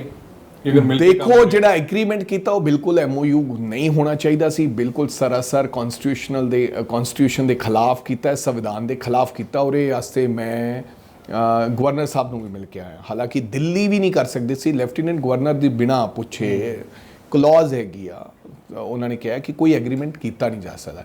ਈਵਨ ਪੰਜਾਬ ਦੇ ਵਿੱਚ ਵੀ ਕਈ ਲੋਕਾਂ ਨੇ ਸਾਨੂੰ ਕਿਹਾ ਯਾਰ ਫਿਰ ਕੀ ਗੱਲ ਹੈ, ਬਿਲਕੁਲ ਜਾਣ, ਦਿੱਲੀ ਜਾਵੇ ਭਗਵੰਤ ਮਾਨ, ਸਾਨੂੰ ਕੋਈ ਇਤਰਾਜ਼ ਨਹੀਂ ਹੈ। ਮੁੱਖ ਮੰਤਰੀ ਪੰਜਾਬ ਅਗਰ ਕੇਜਰੀਵਾਲ ਸਾਹਿਬ ਜੀ ਕੋਲੇ ਜਾਂਦੇ ਹੈ, ਕੋਈ ਸੁਝਾਅ ਲੈ ਕੇ ਆਉਂਦੇ, ਸਾਨੂੰ ਕੋਈ ਇਤਰਾਜ਼ ਨਹੀਂ। ਲੇਕਿਨ ਇਸ ਤਰ੍ਹਾਂ ਐਗਰੀਮੈਂਟ ਜਿਹੜਾ ਹੈ ਕਦੇ ਕਿਸੇ ਮੁੱਖ ਮੰਤਰੀਆਂ ਦੇ ਵਿਚਕਾਰ ਨਹੀਂ ਹੋਇਆ। ਫਾਈਨੈਂਸ਼ੀਅਲੀ ਟ੍ਰਾਂਜੈਕਸ਼ਨ ਤੋਂ ਬਿਨਾ, ਇਨਵੈਸਟਮੈਂਟ ਤੋਂ ਬਿਨਾ ਕਿਸੇ ਪ੍ਰਕਾਰ ਦੇ ਕਦੇ ਜ਼ਿੰਦਗੀ 'ਚ MOU ਨਹੀਂ ਸਾਈਨ ਹੋਏ। ਕਿਸੇ ਸਰਕਾਰ ਨੇ ਦੂਜੀ ਸਰਕਾਰ ਤੋਂ ਜਾਣਕਾਰੀ ਲੈਣੀ ਹੈ, ਉਹ ਕਿਦੋਂ ਵੀ ਜਾ ਕੇ ਤੁਸੀਂ ਲੈ ਸਕਦੇ ਹੋ। ਕਾਰਨ ਕੀ ਲੱਗਦਾ ਹੈ? ਕਾਰਨ ਇਹ ਹੈ ਕਿ ਲੋਕਾਂ ਨੇ ਵਿਰੋਧ ਕੀਤਾ ਕਿ ਮਾਨ ਸਾਹਿਬ ਤੋਂ ਬਿਨਾ ਤੁਸੀਂ ਪੰਜਾਬ ਦੀ ਬਿਊਰੋਕ੍ਰੇਸੀ ਨੂੰ ਕਿਉਂ ਸੱਦਿਆ। ਇਹ ਉਹਨਾਂ ਨੇ ਇੱਕ ਰਾਹ ਪੱਧਰਾ ਕੀਤਾ ਕਿ ਪੰਜਾਬ ਦੀ ਜਿਹੜੀ ਬਿਊਰੋਕ੍ਰੇਸੀ ਹੈ, ਬਿਨਾ ਮੁੱਖ ਮੰਤਰੀ ਤੋਂ, ਬਿਨਾ ਮੰਤਰੀ ਤੋਂ ਅਸੀਂ ਜਦ ਮਰਜੀ ਚਾਹਾਂਗੇ। ਇਹ ਮੰਤਰੀ ਤੇ ਮੁੱਖ ਮੰਤਰੀ ਕੇਵਲ ਨਾਮ ਦੇ ਹੋਣਗੇ, ਡਾਇਰੈਕਸ਼ਨ ਦਿੱਲੀ ਰਹੇਗਾ ਤੇ ਅਸੀਂ ਆਪਦੀ ਮਰਜ਼ੀ ਨਾਲ ਚਲਾਵਾਂਗੇ, ਨਾ ਕੋਈ ਮੀਡੀਆ ਰੌਲਾ ਪਾਏਗਾ, ਨਾ ਕੋਈ ਵਿਅਕਤੀ ਰੌਲਾ ਪਾਏਗਾ। ਹਾਲਾਂਕਿ ਸਾਡੀਆਂ ਫਾਈਲਾਂ ਉਹ ਦੇਖਣਗੇ, ਕਿਉਂ? ਅਸੀਂ ਬਾਰਡਰ ਸਟੇਟ ਹੈ ਭਾਈ, ਸਾਡੇ ਇੰਟਰਸਟੇਟ ਦੇ ਕਈ ਮਸਲੇ ਆਪਾਂ, ਇੱਕ ਤਾਂ ਪਾਣੀਆਂ ਦਾ ਰੌਲਾ ਹੈ, ਹੁਣ ਕੱਲ ਨੂੰ ਸਾਡੀਆਂ ਫਾਈਲਾਂ, ਅਸੀਂ ਕਿਸ ਤਰ੍ਹਾਂ ਦਾ ਕੇਸ ਪਲੀ ਕਰਨਾ ਹੈ ਕੋਰਟ ਦੇ ਵਿੱਚ, ਉਹ ਸਾਰੀਆਂ ਦਿੱਲੀ ਵੇਖੇਗਾ। Same it's a border security ਦਾ ਸਾਡਾ ਮਸਲਾ ਹੈ, ਉਹ ਉਹਨਾਂ ਕੋਲੇ ਫਾਈਲਸ ਜਾਣੀਆਂ। ਸੇਮ ਸਾਡੇ ਤੇ ਪੋਲਿਊਸ਼ਨ ਦੇ ਰੋਜ਼ ਇਲਜ਼ਾਮਾਤ ਲੱਗਦੇ ਰਹੇ ਦਿੱਲੀ ਅੰਨਿਓ ਕਿ ਜਿਹੜਾ ਪੋਲਿਊਸ਼ਨ ਦਿੱਲੀ ਦੇ ਵਿੱਚ ਆਉਂਦਾ ਹੈ ਉਹਨੂੰ ਪੰਜਾਬ ਦੇ ਲੋਕ ਉਹ ਪੋਲਿਊਸ਼ਨ ਫੈਲਾਉਂਦੇ ਨੇ। ਸੋ ਮੈਂ ਸਮਝਦਾ ਕਿ ਸਾਡੀਆਂ ਸਾਰੀਆਂ ਫਾਈਲਾਂ ਦਿੱਲੀ ਦੇ ਬਿਊਰੋਕਰੇਟਸ ਦੇਖਣ, ਸਾਡੇ ਵੀ ਇੱਥੇ IAS ਆਫੀਸਰ ਹੈ, ਇਹ ਗੱਲ ਚੰਗੀ ਨਹੀਂ ਹੈ। ਹਾਂ, ਕੇਜਰੀਵਾਲ ਸਾਹਿਬ ਭਗਵੰਤ ਮਾਨ ਜੀ ਨੂੰ ਸੱਦਣ, ਬੇਸ਼ੱਕ ਰੋਜ਼ਾਨਾ ਸੱਦਣ, ਰੋਜ਼ਾਨਾ ਕੋਈ ਡਾਇਰੈਕਸ਼ਨਸ ਦੇਣ, ਨੋ ਪ੍ਰੋਬਲਮ। ਕਿੰਨੀ ਹਾਸੋਹੀਨ ਗੱਲ ਹੈ ਕਿ ਪੰਜਾਬ ਦੇ ਮੁੱਖ ਮੰਤਰੀ ਦਿੱਲੀ 'ਚ ਤਾਂ ਗਏ ਸਕੂਲ ਦੇਖਣ, ਹਜੇ ਤੱਕ ਪੰਜਾਬ ਦੇ ਸਕੂਲ 'ਚ ਕਿਸੇ ਕਿਉਂ? ਤੁਸੀਂ ਗੁਜਰਾਤ ਚਲੇ ਗਏ, ਤੁਸੀਂ ਹਿਮਾਚਲ ਚਲੇ ਗਏ, ਕਹਿੰਦੇ ਪੰਜਾਬ ਦੇ ਸਕੂਲਾਂ ਦੀ ਤੁਸੀਂ ਮਹਾਰਾਸ਼ਟਰ 'ਚ ਨਹੀਂ, ਇਸ ਤਰ੍ਹਾਂ ਨਹੀਂ ਹੈ। ਮੈਂ ਐਸੇ ਹਜ਼ਾਰਾਂ ਸਕੂਲ ਹੈ। ਫਿਰ ਸਾਨੂੰ ਜਿਹੜਾ ਅਵਾਰਡ ਮਿਲਿਆ, ਸਾਡੀ ਰੈਂਕਿੰਗ ਹੋਈ, ਉਹ ਦਿੱਲੀ ਨਾਲੋਂ, ਲੇਕਿਨ ਉਹ ਤਾਂ ਗਿਣਦੇ ਹੀ ਨਹੀਂ ਨਾ। ਉਹ ਕਹਿੰਦੇ ਪੰਜਾਬ ਦੇ ਹਸਪਤਾਲਾਂ ਦਾ ਤਾਂ ਬਹੁਤ ਬੁਰਾ ਹਾਲ ਹੈ। ਤੁਸੀਂ ਉਹ ਕੋਈ ਗਿਣੇ ਨਾ ਗਿਣੇ, ਜਿਹੜਾ ਸੈਂਟਰ ਗਵਰਨਮੈਂਟ ਤੇ ਰੈਂਕਿੰਗ ਕੀਤੀ, ਸਾਡੀ ਦਿੱਲੀ ਨਾਲੋਂ ਜ਼ਿਆਦਾ ਚੰਗੀ ਰੈਂਕਿੰਗ ਹੋਈ। ਆਈ ਡੋਨਟ ਨੋ ਕਿ ਫਸਟ, ਆਈ ਥਿੰਕ ਕਿ ਸੈਕਿੰਡ ਅਸੀਂ ਰੈਂਕ, ਕਈ ਸੈਗਮੈਂਟ ਸੀਗੇ ਜਿਹਦੇ ਵਿੱਚ ਪੰਜਾਬ ਨੰਬਰ 1 ਰਿਹਾ। ਪੰਜਾਬ ਨੰਬਰ 1 ਰਿਹਾ। ਕਿਉਂ? ਫਿਰ ਪੰਜਾਬ ਕੋਲੇ ਕੁਝ ਨਹੀਂ ਹੈ। ਪੰਜਾਬ ਦੇ ਲੋਕਾਂ ਇੱਥੋਂ ਜਿਹੜੇ ਪੜ੍ਹੇ ਲਿਖੇ, ਇੰਨੇ ਸਾਲ ਹੋ ਗਏ ਪੰਜਾਬ ਨੂੰ, ਇਹਦਾ ਕੋਈ ਧਾਰਨਾ ਬਣਾਉਣ ਦੇ ਵਿੱਚ ਆਮ ਆਦਮੀ ਪਾਰਟੀ ਕੇਜਰੀਵਾਲ ਸਫਲ ਰਹੇ। ਤੁਸੀਂ ਮੈਨੂੰ ਦੱਸੋ ਕਿੱਥੋਂ ਪੜ੍ਹੇ ਹੋ? ਪੰਜਾਬ ਤੋਂ ਪੜ੍ਹੇ ਹੋ? ਕਈ ਹੋਰ ਬਥੇਰੇ ਇੱਥੇ IAS ਜਿਹੜੇ ਲੋਕ ਫਿਰ ਰਹੇ ਨੇ, ਜਿਹੜੇ ਅਨੇਕਾਂ ਬੁੱਧੀਜੀਵ ਹੈ। ਭਗਵੰਤ ਮਾਨ ਖੁਦ ਜਿਹੜੇ ਨੇ, ਹੋਰ ਮੇਰੇ ਵਰਗੇ ਸਾਰੇ ਵਿਅਕਤੀ, ਅਸੀਂ ਲੋਕ ਪੰਜਾਬ ਤੇ ਹੀ ਪੜ੍ਹੇ ਆ ਭਾਈ। ਕੋਈ ਐਸੀ ਗੱਲ ਨਹੀਂ ਹੈ ਪੰਜਾਬੀਆਂ 'ਚ। ਜੇ ਤੁਸੀਂ ਪੰਜਾਬ ਦੇ ਲੋਕਾਂ ਨੂੰ ਇਹ ਕਹਿੰਦੇ ਹੋ ਕਿ ਪੰਜਾਬ ਦੇ ਲੋਕ ਬਹੁਤ ਸਿਆਣੇ, ਉਹੀ ਪੰਜਾਬ ਦੇ ਲੋਕਾਂ ਨੇ ਤੁਹਾਡੀ ਸਰਕਾਰ ਬਣਾਈ ਹੈ। ਉਹ ਸਾਰੇ ਦੇ ਸਾਰੇ ਜਿੰਨੇ 92 ਲੋਕ ਇੱਥੇ ਤੁਹਾਡੀ ਚੁਣ ਕੇ ਆਏ, ਉਹ ਸਾਰੇ ਪੰਜਾਬ ਦੇ ਪੜ੍ਹੇ ਆ, ਇਹਨਾਂ ਸਕੂਲਾਂ 'ਚ ਪੜ੍ਹੇ। ਹਾਂ, ਹਮੇਸ਼ਾ ਹਰੇਕ ਚੀਜ਼ 'ਚ ਸੁਧਾਰ ਲੈ ਕੇ ਆਉਣ ਦੀ ਜ਼ਰੂਰਤ ਰਹਿੰਦੀ ਹੈ। ਹਮੇਸ਼ਾ ਸਕੂਲ ਸਿਸਟਮ ਦੇ ਵਿੱਚ ਹਜੇ ਬਹੁਤ ਬਥੇਰੀਆਂ ਚੀਜ਼ਾਂ ਜਿਹੜੀਆਂ ਸਕੂਲਾਂ ਦੇ ਵਿੱਚ ਹੋਣ ਵਾਲੀਆਂ ਹੈ, ਹਸਪੀਟਲਸ ਦੇ ਵਿੱਚ ਹੋਣ ਵਾਲੀਆਂ, ਪਰ ਤੁਸੀਂ ਉਹਦੀ ਤੁਲਨਾ ਪੰਜਾਬ ਦੀ ਤੇ ਦਿੱਲੀ ਨਾਲ ਨਹੀਂ ਕਰ ਸਕਦੇ। ਸਾਡੇ ਬਥੇਰੇ ਸਕੂਲ ਹੈ ਜਿਹੜੇ ਦਿੱਲੀ ਨਾਲੋਂ ਚੰਗੇ ਹੋਣਗੇ, ਬਥੇਰੇ ਸਕੂਲ ਦਿੱਲੀ ਦੇ ਵੀ ਚੰਗੇ ਹੋਣਗੇ। ਮਾਫੀਆ ਰਾਜ ਖਤਮ ਹੋਇਆ ਪੰਜਾਬ 'ਚ? ਕਿਉਂਕਿ ਉਹ ਤਾਂ ਕਹਿੰਦੇ ਹੋ ਗਿਆ, ਪੂਰੀ ਖਤਮ ਹੋ ਗਈ, ਮਾਫੀਆ ਖਤਮ ਕਰ ਦਿੱਤਾ ਹੈ। ਮਹਾਰਾਸ਼ਟਰ ਜਾ ਕੇ ਭਾਸ਼ਣ ਦੇ ਆਏ भगवंत मान जी को आया गया, हिमाचल भी देता है। उन्होंने कहा कि ऑफिसरों के दरवाजों के बाहर लिख दिया गया है कि यहां पर रिश्वत लेना पाप है। मैनू तो लगता नहीं किसी दरवाजे ते लिखे। रेता सस्ता हो गया है। माफिया उन्होंने को आए सी, खुद केजरीवाल साहब ने कहा कि मेरे को माफियाओं ने अप्रोच किया। उन्होंने कहा कि ये काम करना, मैंने कहा नहीं गलत काम नहीं होने दूंगा, जाओ भाग जाओ, ईमानदारी से काम करो। माफिया ने जो अप्रोच ही कर लिया, सरकार ਨੂੰ कर लिया। ਮੰਨ ਲਓ ਇੱਕ ਗੁਨੇਗਾਰ ਕਤਲ ਕਰਕੇ ਐਸਐਸਪੀ ਦੇ ਦਫ਼ਤਰ ਚਲਾ ਜਾਂਦਾ ਹੈ ਤੇ ਕਹਿੰਦਾ ਕਿ ਮੈਂ ਕਤਲ ਕੀਤਾ, ਤੇ ਉਹ ਕਹਿੰਦਾ ਚੰਗਾ ਗਾ ਤੂੰ ਸੁਧਾਰ ਕਰ ਲਈ, ਕੋਈ ਗੱਲ ਥੋੜੀ, ਉਹਨੂੰ ਫੜੋ, ਉਸ ਮਾਫੀਆ ਦੇ ਨਾਮ ਉਜਾਗਰ ਕਰੋ। ਤੁਸੀਂ ਹਮੇਸ਼ਾ ਕਹਿੰਦੇ ਸੀ ਕਾਂਗਰਸੀ ਮਾਫੀਆਸ ਦੇ ਨਾਲ ਮਿਲੇ ਹੋਏ ਹੈ। ਤੁਸੀਂ ਵੀ ਕਈ ਵਾਰੀ ਕਿਹਾ ਕਿ ਤੁਸੀਂ ਆਰੋਪ ਲਗਾ ਰਹੇ ਹੋ ਤੇ ਤੁਸੀਂ ਫਿਰ ਉਹਨਾਂ ਦੇ ਨਾਮ ਉਜਾਗਰ ਕਰੋ ਕਿ ਉਹ ਨਾਮ ਜਿਹੜੇ ਨੇ ਉਹ ਉਜਾਗਰ ਕਰਨੇ ਚਾਹੀਦੇ ਨੇ। ਨਾਮ ਉਜਾਗਰ ਕਰਨੇ ਚਾਹੀਦੇ, ਫੜਨਾ ਚਾਹੀਦਾ। ਤੇ ਜਿਹੜੇ ਉਹ ਮਾਫੀਆਸ ਨੇ ਜਿਨ੍ਹਾਂ ਨਾਲ ਮਿਲ ਕੇ, ਬੇਸ਼ੱਕ ਉਹ ਸਾਡੇ ਨਾਲ ਮਿਲ ਕੇ, ਬੇਸ਼ੱਕ ਉਹ ਰਾਜੇ ਵੜਿੰਗ ਨਾਲ ਮਿਲ ਕੇ ਅਗਰ ਕੋਈ ਗਲਤ ਕੰਮ ਕੀਤਾ ਪੰਜਾਬ ਦੇ ਅੰਦਰ, ਉਹਦੇ ਤੇ ਕਾਰਵਾਈ ਕਰੋ। ਮਾਫੀਆਸ ਨੂੰ ਤਾਂ ਤੁਸੀਂ ਛੱਡਤਾ, ਤੁਸੀਂ ਕਹਿ ਰਹੇ ਅਸੀਂ ਫਲਾਂ ਤੇ ਕਾਰਵਾਈ ਕਰਾਂਗੇ, ਫਲਾਂ ਦਾ ਅਸੀਂ ਰਿਕਾਰਡ ਦੇਖਣਾ ਕਿ ਸਿਰਫ ਨਾਮ ਲੈ ਕੇ ਤੁਸੀਂ ਪਿੱਛੇ ਭੱਜਦੇ ਹੋ। ਜਿੰਨਾ ਇੱਕ ਮਿੰਟ ਜਿੰਨਾ ਮਾਫੀਆ ਨੇ 5 ਸਾਲ ਲੁੱਟਿਆ, ਤੁਸੀਂ ਕਹਿੰਦੇ ਹੋ 5 ਸਾਲ ਲੁੱਟਿਆ ਤੇ ਪਹਿਲਾਂ ਪੰਜਾਬ ਕੇ ਅੰਦਰ ਮਾਫੀਆ ਚੱਲ ਰਿਹਾ ਹੈ, ਉਹ ਮਾਫੀਆ ਨੇ ਤੁਹਾਨੂੰ ਕੰਟੈਕਟ ਕੀਤਾ, ਤੁਸੀਂ ਉਹਨੂੰ ਛੱਡਤਾ ਕਿਉਂ? ਤੁਸੀਂ ਉਹਨੂੰ ਫੜੋ ਤੇ ਉਹਨਾਂ ਨੂੰ ਪੁੱਛੋ ਵੀ ਤੇਰੇ ਨਾਲ ਕਿਹੜੇ ਕਿਹੜੇ ਹਿੱਸੇਦਾਰ ਸੀ। ਲੇਕਿਨ ਹਜੇ ਤੱਕ ਤਾਂ ਸਿਰਫ ਆ ਗੱਲਾਂ ਆ ਰਹੀਆਂ ਕਿ ਫਲਾਣੇ ਦੀ ਜਾਂਚ ਹੋਏਗੀ, ਫਲਾਣੀ ਜਾਂਚ ਹੋਏਗੀ, ਕਾਰਵਾਈ ਕੋਈ ਨਹੀਂ ਹੋਈ। ਜਾਂਚ ਬੇਸਿਕਲੀ ਲੋਕਾਂ ਦਾ ਧਿਆਨ ਡਾਇਵਰਟ ਕਰਨ ਦੀ ਜਾਂਚ ਤਾਂ ਮੇਰੇ ਖਿਲਾਫ ਕਹਤਾ, ਜਾਂਚ ਫਲਾਣੇ ਦੇ ਖਿਲਾਫ ਕਹਤਾ, ਜਾਂਚ ਫਲਾਣੇ ਦੇ ਕਹਤਾ, ਜਾਂਚ।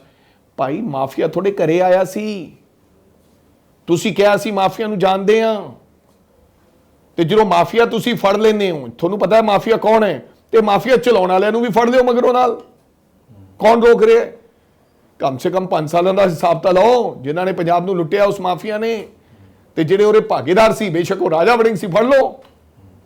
ਨਹੀਂ, ਉਹ ਕਹਿੰਦੇ ਸੀ ਬੇਅਦਬੀ ਦੇ ਦੋਸ਼ੀ ਵੀ ਜਿਹੜੇ ਉਹ ਸਲਾਖਾ ਪਿੱਛੇ ਹੋਣਗੇ। ਤੁਸੀਂ ਵੀ ਕਈ ਵਾਰੀ ਪਾਰਟੀ ਵੀ ਬਤੌਰ ਪੰਜਾਬ ਪ੍ਰਦੇਸ਼ ਕਾਂਗਰਸ ਕਮੇਟੀ ਦੇ ਪ੍ਰਧਾਨ ਤੁਸੀਂ ਕੀ ਚਾਹੁੰਦੇ ਹੋ ਇਸ ਮੁੱਦੇ? ਤਪਿਨ ਜੀ ਦੇਖੋ, ਅਨਨੈਸੈਸਰਲੀ ਲੋਕਾਂ ਦੀਆਂ ਭਾਵਨਾਵਾਂ ਦੇ ਨਾਲ ਸਾਨੂੰ ਰਾਜਨੀਤਿਕ ਲੋਕਾਂ ਨੂੰ ਖਿਲਵਾੜ ਨਹੀਂ ਕਰਨਾ ਚਾਹੀਦਾ ਸੱਤਾ ਸਰਕਾਰ ਦੇ ਵਿੱਚ ਆਉਣ ਵਾਸਤੇ। ਮੈਂ ਕਹਿੰਦਾ ਕਿ ਲੋਕਾਂ ਦੀਆਂ ਭਾਵਨਾ ਨੂੰ ਉਛਾਲ ਕੇ ਤੁਸੀਂ ਉਹਨਾਂ ਨੂੰ ਮੁੱਦਾ ਬਣਾ ਲੈਂਦੇ ਹੋ ਤੇ ਫਿਰ ਆਪਦੀਆਂ ਗੱਲਾਂ ਤੇ ਖਰੇ ਨਹੀਂ ਉਤਰਦੇ।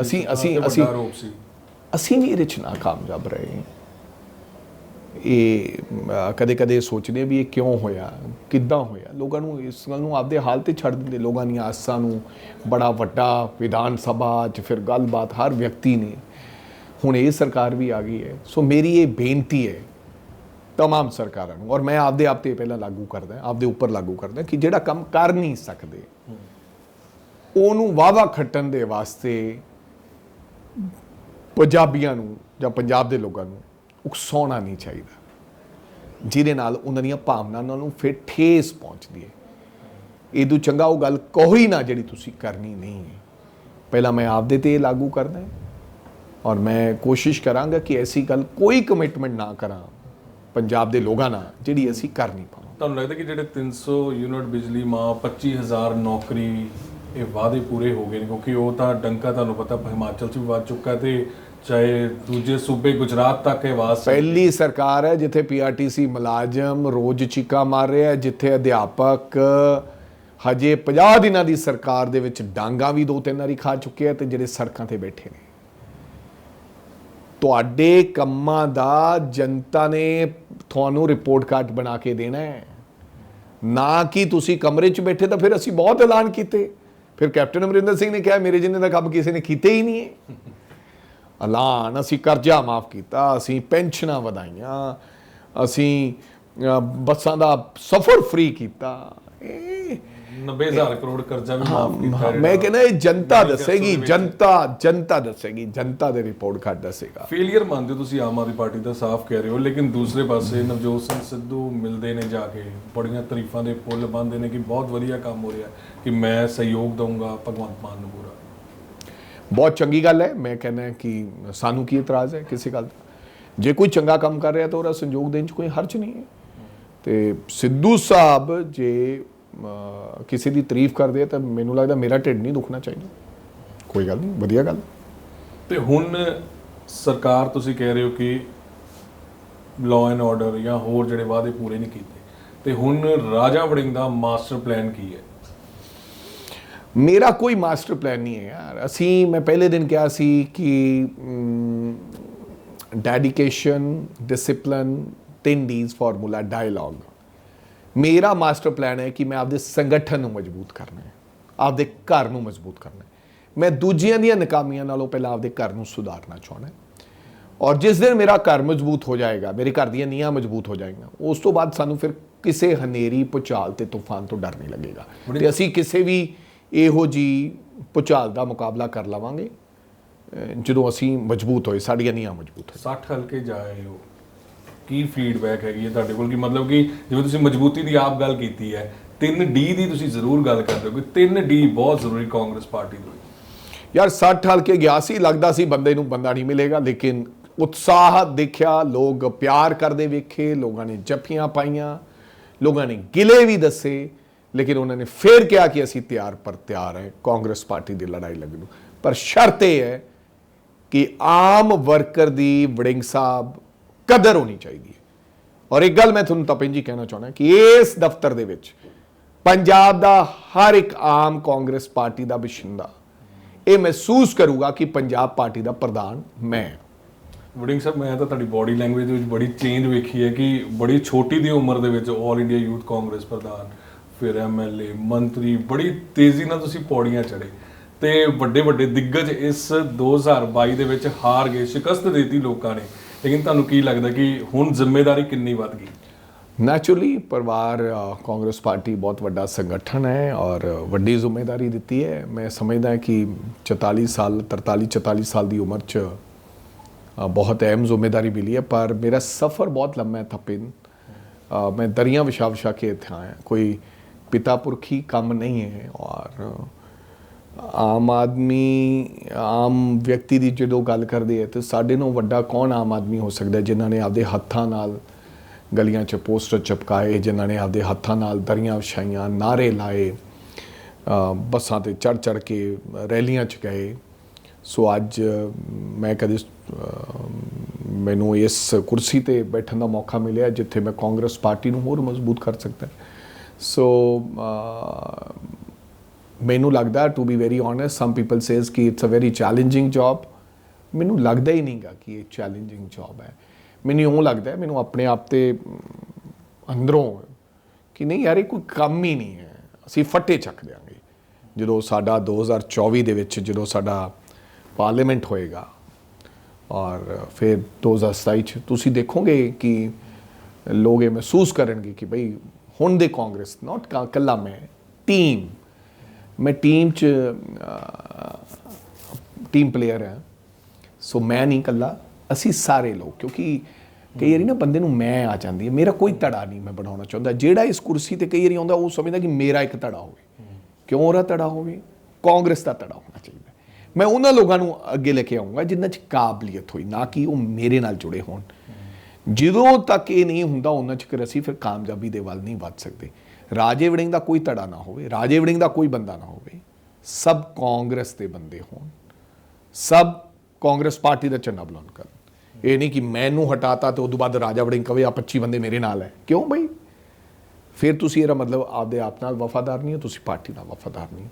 ਸੋ ਜ਼ਿੰਮੇਵਾਰੀ ਬਹੁਤ ਵੱਡੀ ਹੈ, ਲੇਕਿਨ ਕੋਈ ਦਿੱਕਤ ਨਹੀਂ। ਵੜਿੰਗ ਸਾਹਿਬ, ਅਸੀਂ ਵੀ ਸੁਣਦੇ ਹਾਂ ਕਿ ਬਹੁਤ ਜ਼ਿਆਦਾ એનર્ਜੈਟਿਕ ਹੈਗੇ ਹੋ, ਕਿ ਲੋਕ ਕਹਿੰਦੇ ਨੇ, ਅਸੀਂ ਖੁਦ ਦੇਖਦੇ ਹਾਂ ਕਿ ਭੱਜ ਦੌੜ, ਜਿਵੇਂ ਤੁਹਾਨੂੰ ਅਹੁਦਾ ਮਿਲਿਆ ਉਸ ਤੋਂ ਪਹਿਲੇ ਵੀ ਤੁਹਾਡੀ ਭੱਜ ਦੌੜ ਮੈਂ ਆਪ ਇਲੈਕਸ਼ਨਸ ਦੇ ਵਿੱਚ ਤੁਹਾਡੇ ਨਾਲ ਦੇਖੀ ਤੇ ਹੁਣ ਵੀ ਹੈ। ਸਾਡੇ ਵੱਲੋਂ ਸ਼ੁਭਕਾਮਨਾਵਾਂ ਨੇ। ਤੇ ਇਹ ਸੀਗੇ ਸਾਡੇ ਨਾਲ ਰਾਜਾ ਵੜਿੰਗ, ਤੇ ਜਿਨ੍ਹਾਂ ਨੇ ਸਾਫ਼-ਸਾਫ਼ ਕਿਹਾ ਕਿ ਆਮ ਆਦਮੀ ਪਾਰਟੀ ਵੱਡੇ ਦਾਅਵੇ ਤੇ ਵਾਅਦੇ ਕਰਕੇ ਪੰਜਾਬ ਦੀ ਸੱਤਾ ਦੇ ਵਿੱਚ ਆਈ ਸੀ, ਲੇਕਿਨ ਉਹ ਵਾਅਦਿਆਂ ਦੇ ਉੱਪਰ ਖਰਾ ਨਹੀਂ ਉਤਰੀ ਤੇ ਹੁਣ ਪੰਜਾਬ ਦੀ ਜਨਤਾ ਆਮ ਆਦਮੀ ਪਾਰਟੀ ਤੋਂ ਜਵਾਬ ਮੰਗਦੀ ਪਈ ਹੈ। ਤੇ ਰਾਜਾ ਵੜਿੰਗ ਨੇ ਸਾਫ਼-ਸਾਫ਼ ਕੀਤਾ ਹੈ ਕਿ ਆਉਣ ਵਾਲੇ ਸਮੇਂ ਦੇ ਵਿੱਚ ਸਰਕਾਰ ਨੂੰ ਉਹਨਾਂ ਦੇ ਵਾਅਦੇ ਤੇ ਦਾਅਵੇ ਜਿਹੜੇ ਕੀਤੇ ਗਏ ਸੀ ਉਹ ਯਾਦ ਕਰਵਾਏ ਜਾਣਗੇ। ਤੇ ਸਾਨੂੰ ਹੁਣ ਦਿਓ ਇਜਾਜ਼ਤ।